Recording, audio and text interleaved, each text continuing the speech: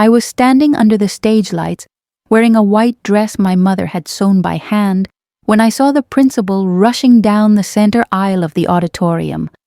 Her face was pale, tight with something I didn't understand yet. My voice wavered on the third line of the song. I kept singing, but my eyes followed her as she leaned down to whisper something to my mother in the front row. My mother's face collapsed, just crumpled, like paper in a fist. And I knew, even before I understood the words, that something terrible had just happened. That was the moment my childhood ended. I was 11 years old, and my father was being taken by ICE agents while I stood on stage, trying to remember the lyrics to a song I'd practiced 1,000 times. I never finished that song. Not that night, not for years. His name was Miguel, but everyone called him Migue. He had the kind of hands that were always rough, calloused from work, but gentle when he touched your face. He smelled like sawdust and coffee, and when he hugged you, you felt safe in a way that made the rest of the world seem quieter. He worked construction during the day, framing houses in the Houston heat, then cleaned office buildings at night. Sometimes I'd go with him after school, and I'd watch him mop floors in buildings so tall they made me dizzy to look up at. He never complained, not once. He'd hum while he worked, old songs from Michoacán that he said his own father taught him. He had this thing he always said, "Algún día, mija, todo esto va a valer la pena." Someday, all of this will be worth it. My mother, Rosa, worked too. She sewed clothes at home, custom alterations for a woman who ran a small shop in the neighborhood. She'd sit at her old Singer sewing machine for hours, the needle punching fabric in that hypnotic rhythm, while I did homework at the kitchen table. The apartment was small, just 2 bedrooms in a complex where most of the families looked like ours and spoke like ours. The walls were thin. You could hear the Garcias arguing upstairs and the Mendez kids playing soccer in the courtyard. But it was home. On Sundays, my father would cook, and the whole place would smell like carne asada and cilantro. He'd turn the radio up loud, and my parents would dance in the kitchen, laughing, their bodies moving to rhythms I didn't know the names of yet, but that lived somewhere deep in my chest. I remember the day I got cast in the school play. It was a spring musical, something the music teacher put together every year. I'd never been in anything like that before. I was shy, the kind of kid who sat in the back and didn't raise her hand even when she knew the answer. But Mrs. Henderson, the music teacher, heard me singing to myself one day during lunch.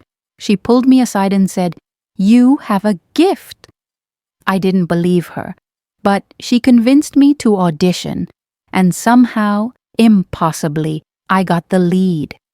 I was going to sing a solo in front of the whole school. My father was more excited than I was. Every night after work, no matter how tired he was, he'd sit with me at the kitchen table and help me practice. He didn't speak much English, but he didn't need to. He'd close his eyes and listen, and when I hit the right note, he'd smile this huge smile and say, "Así, mija, así," like that. He promised he'd be there opening night, front row. He'd take off work early, he said. Nothing would stop him. The weeks before the play were the happiest I'd ever been. I felt special for the first time in my life. At school, the other kids started noticing me. Teachers smiled when I walked by. Even my mother, who worried about everything, seemed lighter. She made my costume herself, stayed up late stitching tiny flowers onto the hem of the dress. It was white, with long sleeves and a collar that sat perfectly against my neck. I felt like a princess when I tried it on. My father took a picture of me in it, standing in our tiny living room, holding a wooden spoon like a microphone. He still has that picture. I know because years later he told me he keeps it in his wallet, even now, even after everything. But there were signs, small ones, things I didn't understand at the time. My father started acting strange in the weeks leading up to the play. He'd get quiet sometimes, staring out the window like he was listening for something. My mother would touch his arm and ask, ¿Qué pasa? And he'd shake his head and say, Nada, mi amor. But it wasn't nothing. I'd hear them talking late at night, their voices low and urgent. Once, I got up to use the bathroom and saw my mother crying at the kitchen table. My father was holding her hands, saying something I couldn't hear. When they noticed me standing there, they both smiled and told me to go back to bed. I obeyed, because that's what you do when you're 11, and you trust your parents to handle the big, scary things you don't understand yet. The day of the play, I woke up with my stomach in knots. Good nerves, my mother called them. She made me eggs and toast, but I could barely eat. My father had already left for work, but he'd left a note on the counter in his messy handwriting. Te quiero, mija. See you tonight. You will be perfect. I folded that note and put it in my pocket. I carried it with me all day, touching it every time I felt nervous. At school, everything felt surreal. The auditorium was transformed with lights and curtains and rows of chairs filling up with parents and grandparents and younger siblings. Backstage smelled like hairspray and nerves. The other kids were loud, buzzing with energy, but I felt quiet inside, focused.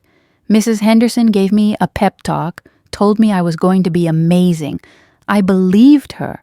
Before the curtain went up, I peeked through the gap in the fabric to look for my parents. The auditorium was packed, the lights dimmed, and there they were. Front row, just like my father promised. My mother in her good dress, the blue one she wore to church. My father in a button-down shirt I'd never seen before, probably borrowed. He looked tired but proud, his eyes scanning the stage, waiting for me. I felt this surge of love, so strong it almost knocked me over. I wanted to make them proud.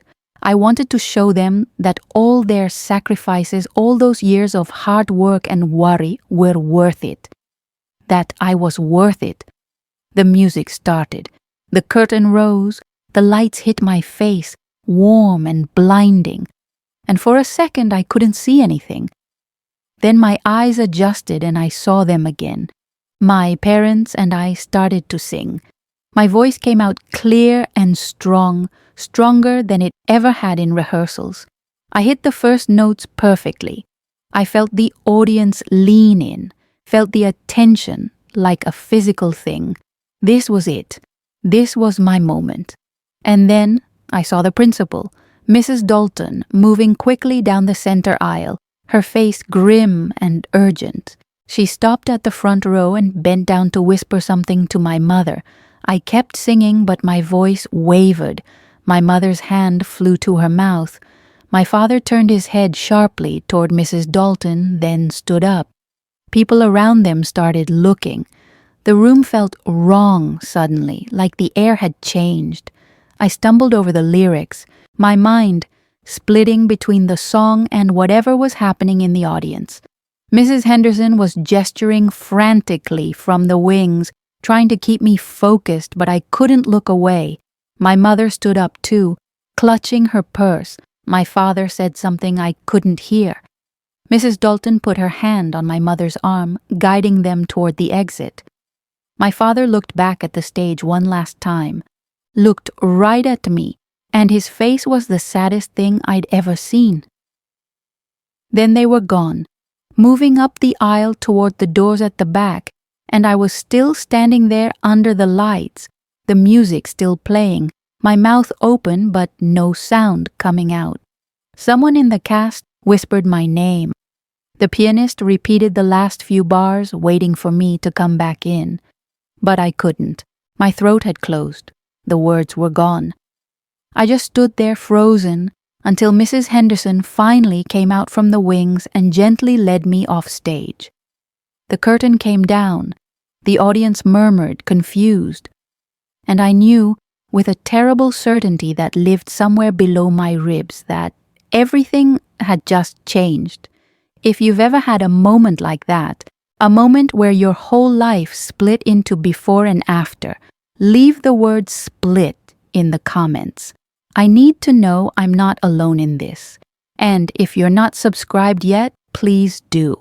These stories need to be told. Backstage was chaos, kids asking what happened, teachers whispering, Mrs. Henderson trying to calm everyone down while also trying to figure out what to do about the show. I stood in the corner, still in my white dress, feeling like I was underwater. Everything sounded muffled and far away. Then Mrs. Dalton appeared, her face soft with pity, and said, "Come with me, sweetie." She took me to her office, a small room that smelled like old coffee and paper.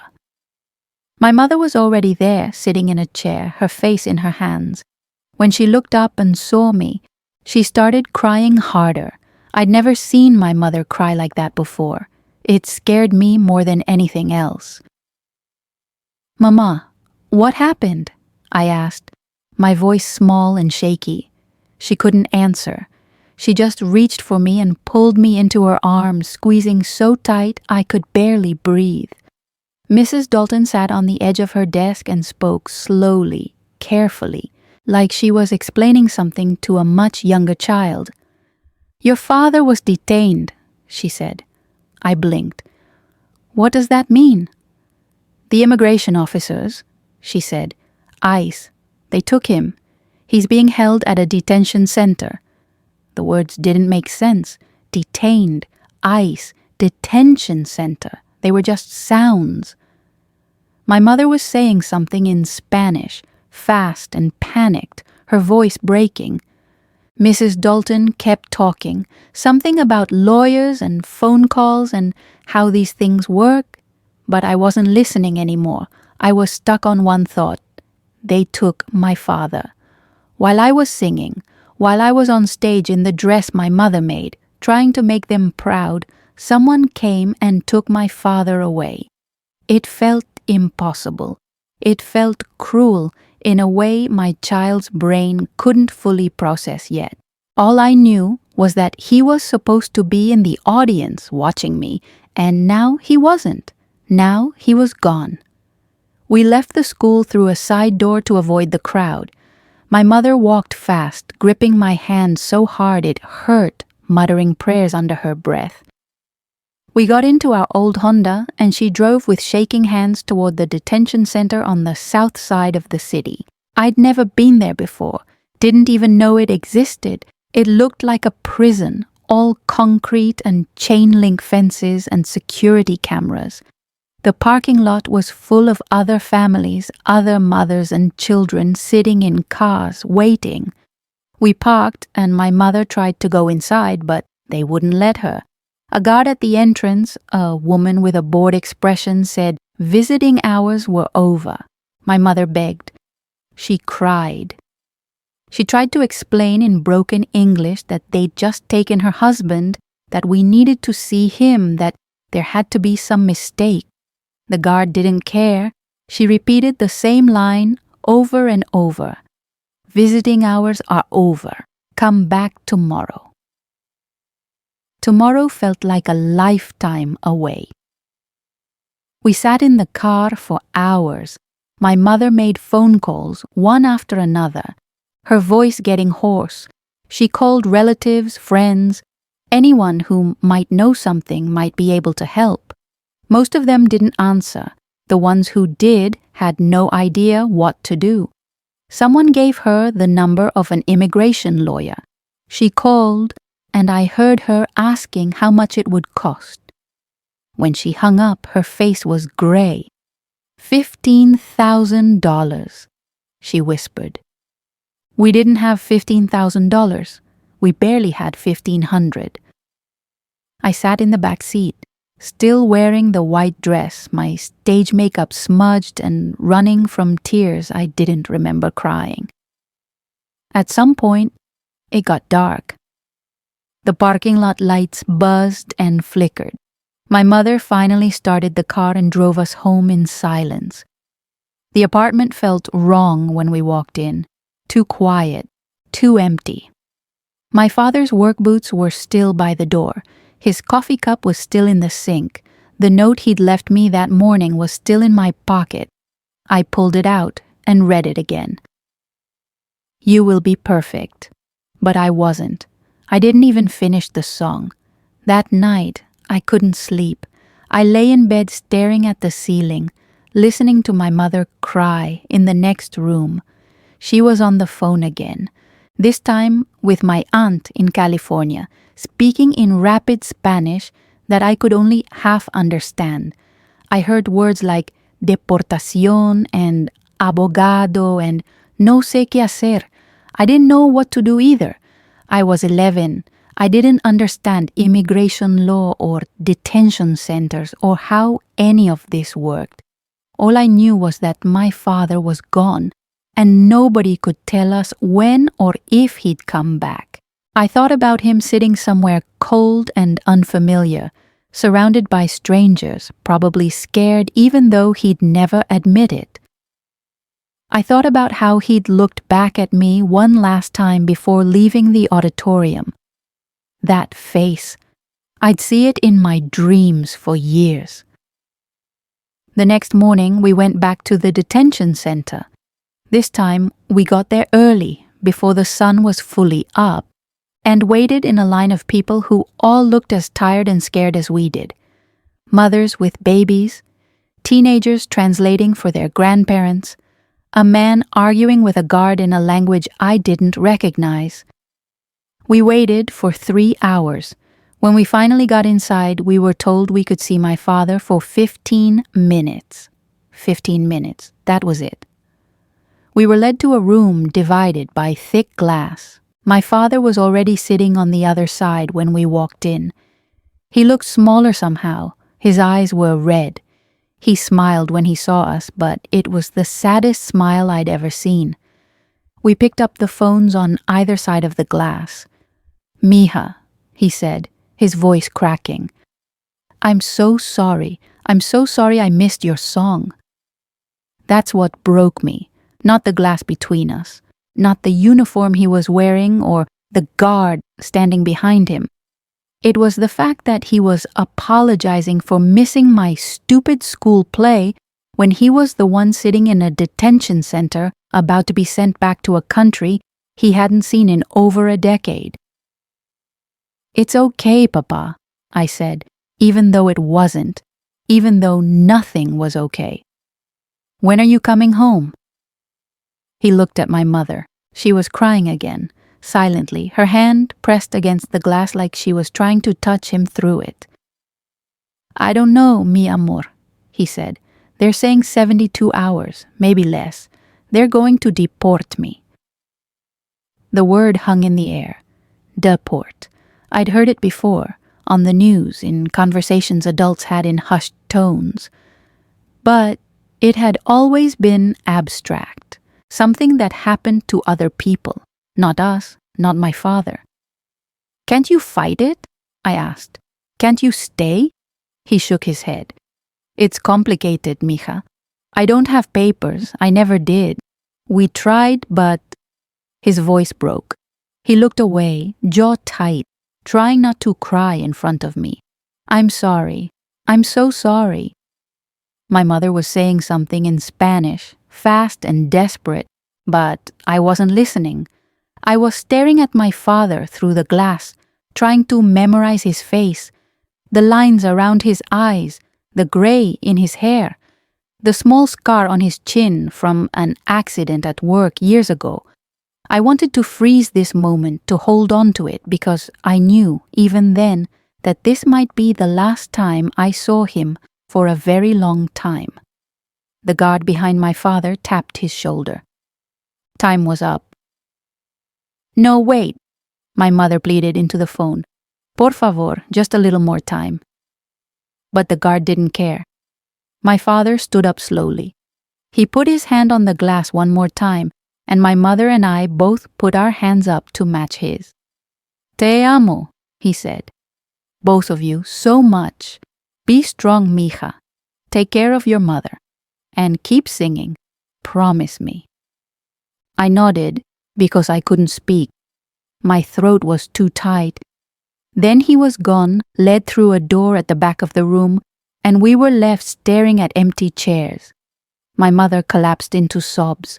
I stood there, frozen, my hand still on the glass, warm from where his had been a moment before. I couldn't cry, I couldn't move. I just stood there until a guard told us we had to leave. The 72 hours felt like 72 years. The community tried to help. Our church organized a fundraiser. Neighbors we barely knew knocked on our door with envelopes of cash, bags of groceries, offers to drive us wherever we needed to go. The Latina women's group my mother sometimes attended came over and filled our fridge, cleaned our apartment, sat with my mother while she cried. It was beautiful and heartbreaking at the same time, but it wasn't enough. The lawyer wanted $15,000 just to start. Even with the fundraiser, we only raised $4,000. It wasn't enough to stop what was already in motion. On the third day, we got the call. My father was being deported that afternoon. They wouldn't tell us which flight or which airport. We couldn't say goodbye in person. That was it. Just a phone call and then he'd be gone. My mother sank to the floor when she hung up. I sat next to her, and we stayed there for a long time, neither of us speaking, just holding each other on the cold tile of our kitchen floor. He called from Mexico 2 days later. The connection was bad, crackling and cutting out every few seconds. "I'm here," he said. "I'm okay. I'm staying with your tío for now." My uncle lived in a small town in Michoacán, the same town my father had left 20 years earlier, looking for a better life. Now he was back, and everything he'd built, everything he'd worked for, was gone. "How are you, mija?" he asked. "Are you taking care of your mother?" I said yes because that's what he needed to hear. But the truth was, I didn't know how to take care of anyone. I was 11. I needed someone to take care of me. But my mother was falling apart, and my father was 1,000 miles away, and suddenly, I was the one holding everything together. I started doing things I'd never done before: laundry, dishes, cooking simple meals. I'd watch my mother leave for work at 5 in the morning and come home at midnight, exhausted, her hands raw from sewing. She took on more clients, worked longer hours, but it still wasn't enough. The rent was late. The electricity got shut off twice. We ate rice and beans most nights, and sometimes just rice. I stopped asking for things: new clothes, school supplies, anything that cost money. I learned to make myself small, invisible, so I wouldn't be one more burden on my mother's shoulders. The calls from my father became less frequent, not because he didn't want to talk to us, but because phone calls cost money he didn't have. When we did talk, he tried to sound upbeat, asking about school, about my friends, about whether I was still singing. I lied and said yes. The truth was, I hadn't sung a single note since that night. Not in music class, not in the car, not even in the shower. It was like that part of me had shut down completely. Mrs. Henderson asked me once if I wanted to audition for the next play. I said no. She looked sad but didn't push. I think she understood. Some things break in ways that can't be fixed quickly. Some things stay broken for a very long time. The years blurred together. Middle school. High school. My mother and I developed a rhythm, a survival routine that kept us moving forward even when neither of us wanted to. I became fluent in Spanish out of necessity, translating for my mother at parent-teacher conferences, at the doctor's office, at the bank. I grew up fast, too fast.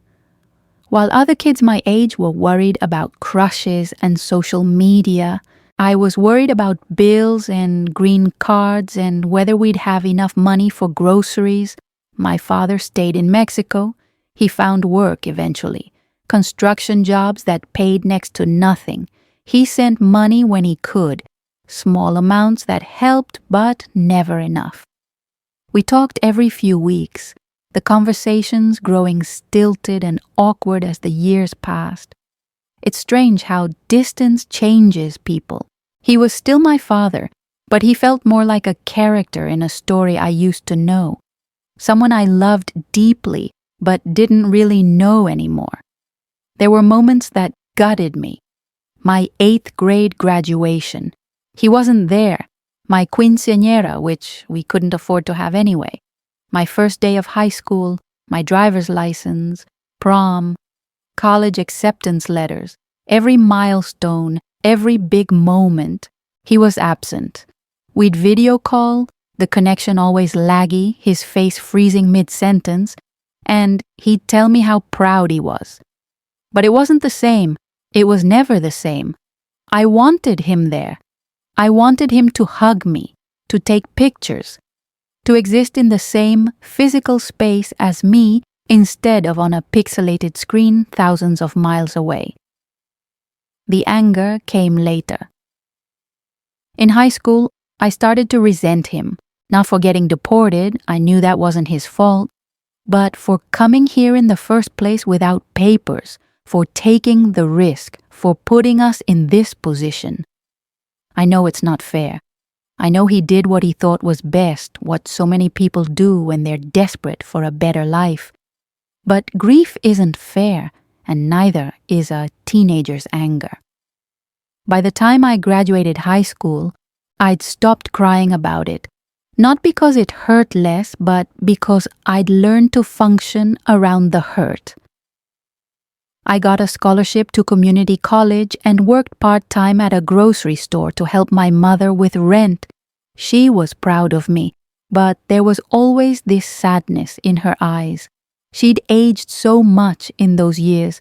The lines on her face had deepened. Her hands were always sore. She never complained, but I saw it. I saw what losing my father had done to her. She loved him still, spoke to him every week, talked about him like he'd be back any day, even though we all knew he wouldn't. The immigration laws hadn't changed. If anything, they'd gotten stricter. There was no path for him to come back legally, not without risking another detention, another deportation, maybe even a ban that would keep him out permanently. I turned 18 the same year I started college. That was the year I finally became a U.S. citizen. It was something my parents had always wanted for me, the one thing they'd managed to secure before everything fell apart. The ceremony was in a large courtroom downtown. I stood with dozens of other people, raised my right hand, and recited the oath. When it was over, they handed me a certificate and a tiny American flag. My mother cried. I didn't. I felt numb. This was supposed to be a moment of celebration, but all I could think about was my father. He'd given up everything so I could have this, and he'd never even get to see it. I called him that night. Felicidades, mija, he said, his voice thick with emotion. I'm so proud of you. You did it. We did it, I said, even though I knew he didn't feel like he'd done anything. To him, he'd failed. He'd been removed, erased from our daily lives. But to me, he was the reason I was standing there with that certificate in my hands. Everything I had, everything I was, came from his sacrifice. But the guilt was suffocating. I had what he'd wanted. I had citizenship, opportunities, a future. and he had nothing. He was stuck in a country he no longer recognized, working jobs that barely paid enough to survive, living with family members who resented him for coming back. We sent money when we could, but it was never enough. I started having nightmares, dreams where I was back on that stage singing, and I'd look out into the audience and see him being dragged away by men in uniforms. I'd try to scream, to stop them, but no sound would come out. I'd wake up gasping, heart pounding, the guilt sitting on my chest like a weight. Why did I get to stay and he didn't? Why was I safe while he was struggling? It didn't make sense. It never made sense. I stopped singing completely. For years, I avoided music. I'd change the radio station if a song came on that reminded me of that night. I skipped music class in college. I walked past the auditorium on campus and felt my stomach twist. It was too painful. Singing was tied to the worst night of my life, and I couldn't separate the two. My mother noticed. She'd ask sometimes gently if I still remembered the songs my father used to hum. I'd say no, even though I did. I remembered every single one. But I couldn't let myself think about them. It hurt too much. By my mid-20s, I'd built a life. I graduated college, got a job at a nonprofit that helped immigrant families navigate legal systems. It felt right, like I was doing something meaningful, using my pain for a purpose. I met other people like me, people who'd lost parents to deportation, people who understood the specific kind of grief that comes from borders and bureaucracy. We shared our stories, we cried together, we fought together. It helped. Not enough to fill the hole my father's absence had left, but enough to make it bearable. My mother was doing better too. She'd remarried, a kind man from church who treated her well. She smiled more, laughed sometimes. I was happy for her. She deserved that. But there were still moments, late at night, when I'd catch her staring at old photos of my father, her eyes distant and sad. I visited my father once, a few years ago, saved up money for the plane ticket, and flew to Mexico. It was strange, surreal, seeing him in person after so many years of screens and phone calls. He looked older, grayer, thinner, but his smile was the same. He hugged me at the airport and didn't let go for a long time. We spent a week together. He showed me the town where he grew up, the places he used to play as a kid. We ate at small restaurants and walked through markets. It was nice, but it was also deeply sad. Because at the end of the week, I got on a plane and went home, and he stayed behind. And we both knew it would probably be years before I could visit again. That's the thing about deportation. It doesn't just remove someone from your country. It removes them from your life in a way that's slow and constant and never stops hurting. It's been 15 years since that night. I'm almost 30 now. My father is still in Mexico.